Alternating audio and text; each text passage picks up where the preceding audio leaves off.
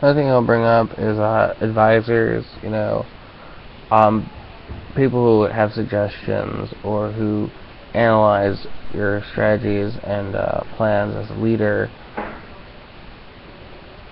They're not trying to boss you around. When your kids try to tell you stuff, they're not trying to do your job for you. They're just trying to help you. Um, Again, you need to be able to see the difference. You have a final say if you're the boss, but you have to hear your subordinates out when they have ideas or warnings or something they notice. Even a good thing for a company to have is someone who does like Pinky would always try to do on Pinky the Brain and looks for flaws in your plans that maybe the experts and the leaders didn't notice. On top of that, it's like people can know stuff that you don't, regardless of how much you know. Even if they're younger than you, if they have a learning disability, even if they've shown to not understand things in the past, there's still an infinite number of experience they could have had that you didn't have, or things they thought of that you didn't think of, or that they are able to notice that you're not able to notice. So consider that. Also consider that people have different forms of intelligence. Intelligence is everything you could know or understand or think of. So there's potentially infinite amounts of I don't know if it's infinite, but there's a currently immeasurable amount of things that could be a sign of intelligence. And the other problem is this notion of a standardized curriculum. You understand this before you understand this. You understand things when you're taught them or when you figure them out. And that's purely on a need-to-know basis. Another thing is never underestimate people because you don't think they're smart as you. They can always know something you don't know. And lastly, try not to ignore people who are giving you advice because they're trying to help you. If you don't understand it, go ahead and say, define this. Instead of what does it mean? It's really what they often think you're being rude, or want them to repeat.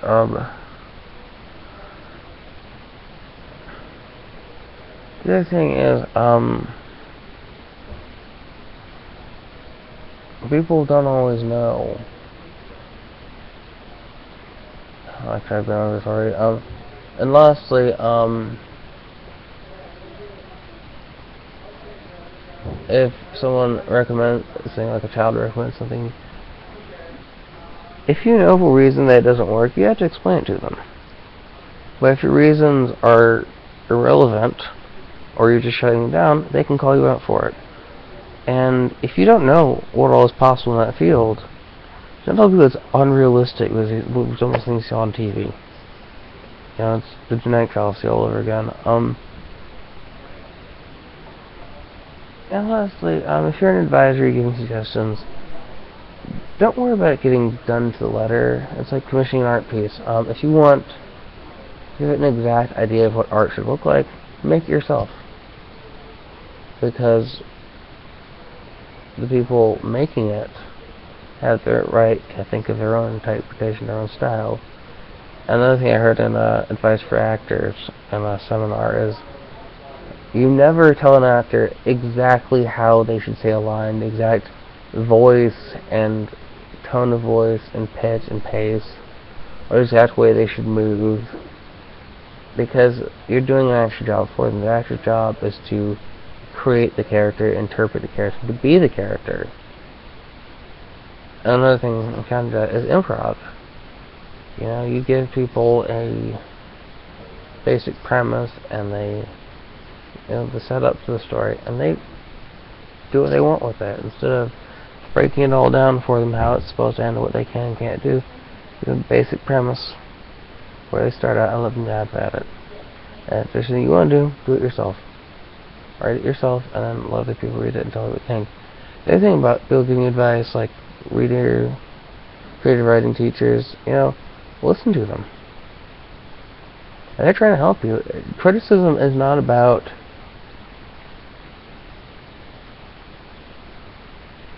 teaching people that they're wrong and should give up. It's about telling them, here's things you can work on to get stronger, and here's some things I'd like to see more of.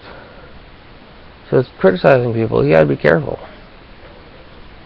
Evaluate them without being overly... Well, critical means you aim for something important. It's like a critical hit in a video game. And if you're playing a tabletop role-playing game and you go for a critical hit, you aim for the max essential systems.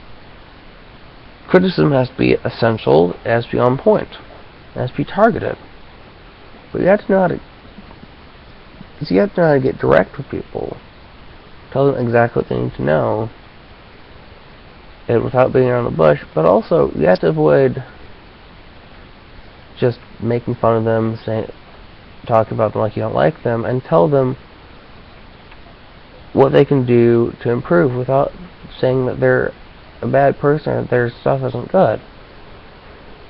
The other thing is, there's more than one style. If you don't like that style, it doesn't mean it's a poor quality thing. If it's really just comes down to it's an outdated aesthetic, or it resembles this show I don't like, something like that. The other thing with literary criticism that I was taught was the premise has to be unique. If it's a common premise, it's not very inventive. If it's a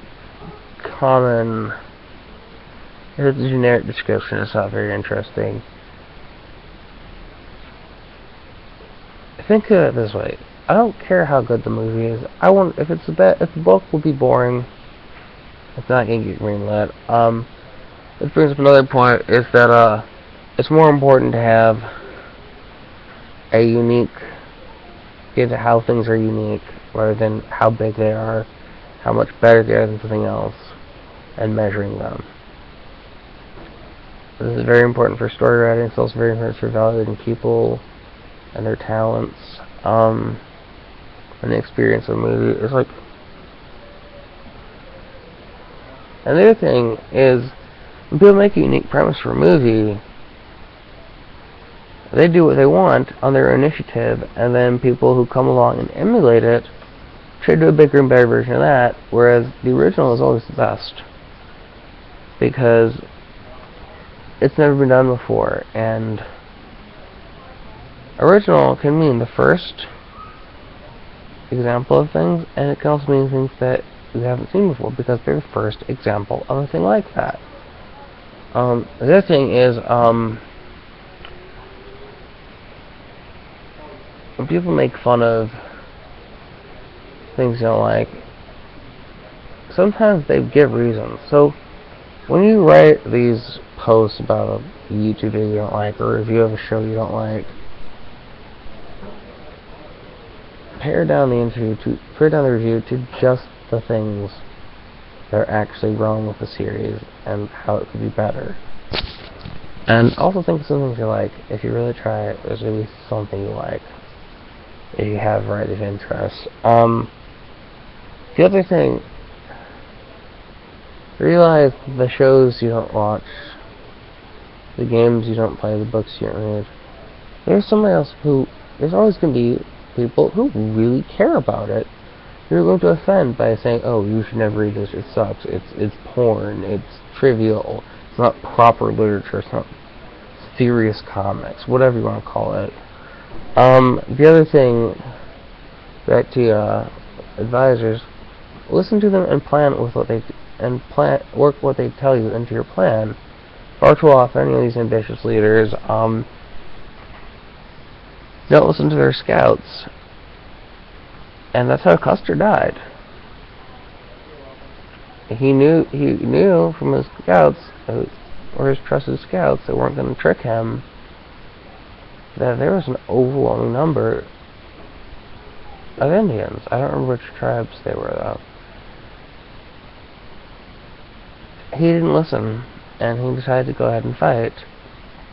He could have run away and brought back reinforcements. We could have had a better plan. This one had a straight fight and got those Custer's last stand. Another thing is when talking to children, hear them out. They might not make sense, they might not be using correct terminology, but if it's a valid point, you have to consider it. Which brings another point, which is that you don't always need proper terminology to adequately define things. And you should still be articulate. And people can understand things if you just try to explain it to them.